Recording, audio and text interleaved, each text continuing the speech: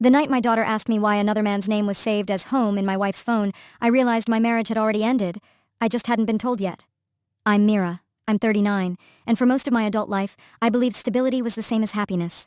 I wasn't naive. I knew relationships took work. But I thought consistency meant safety. I worked as a pediatric nurse, long shifts, emotionally draining days, but I came home every night to what I thought was a family built on trust. My husband Raghav ran a small logistics business. He was practical, reserved, and dependable. At least that's how I described him to people.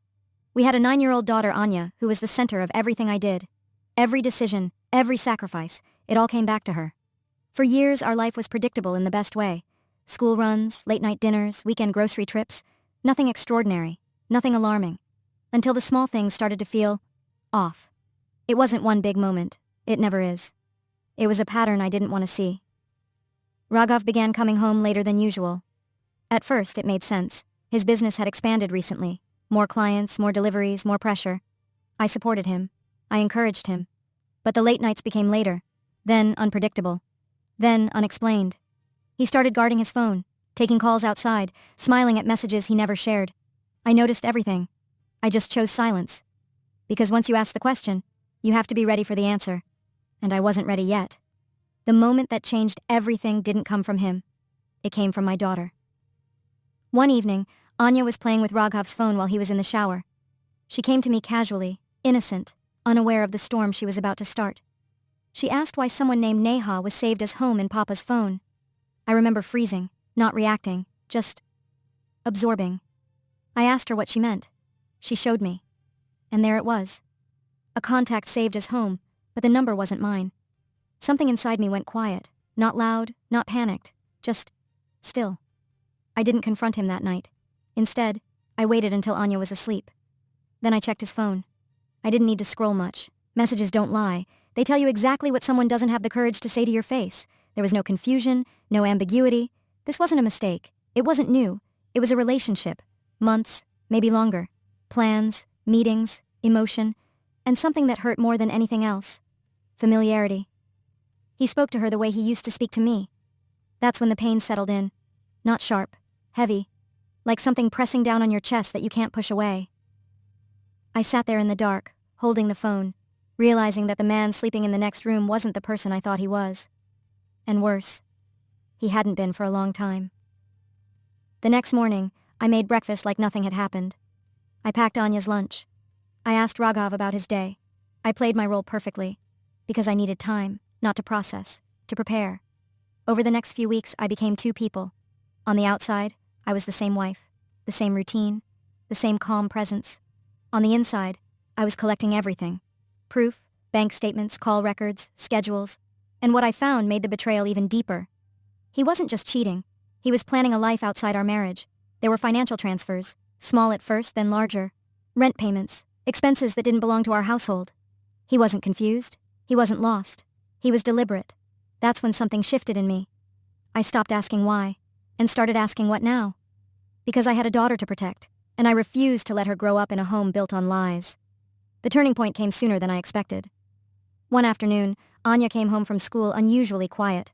She didn't talk during dinner, didn't touch her favorite food. Later that night, she asked me something I will never forget. She asked if I was going to leave her.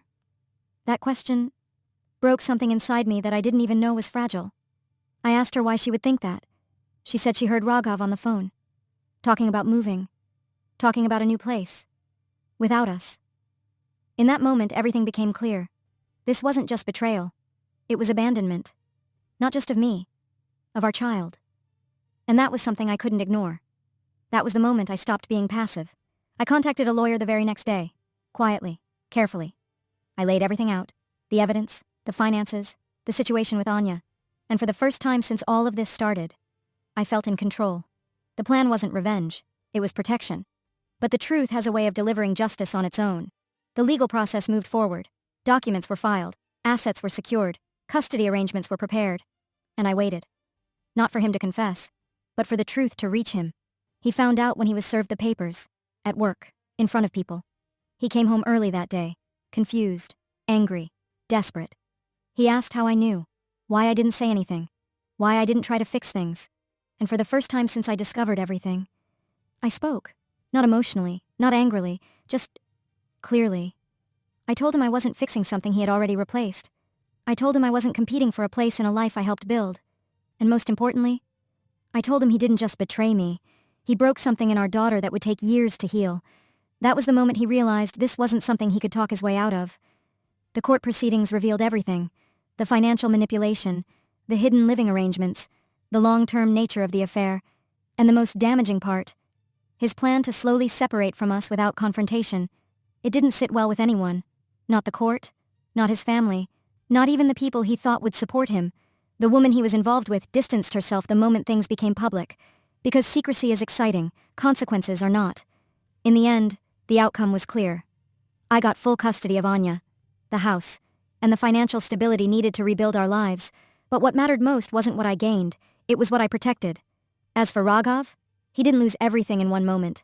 He lost it slowly, piece by piece. Trust, respect, connection, and eventually, the life he thought he could replace so easily. Today, my life looks very different. It's quieter, simpler, but real. Anya smiles again. Not all the time, but enough. And me? I've learned something I wish I understood earlier. Betrayal doesn't always destroy you. Sometimes it reveals the strength you didn't know you had. Because the truth is, he thought he was building a new life behind my back, but all he really did was give me the strength to build a better one without him.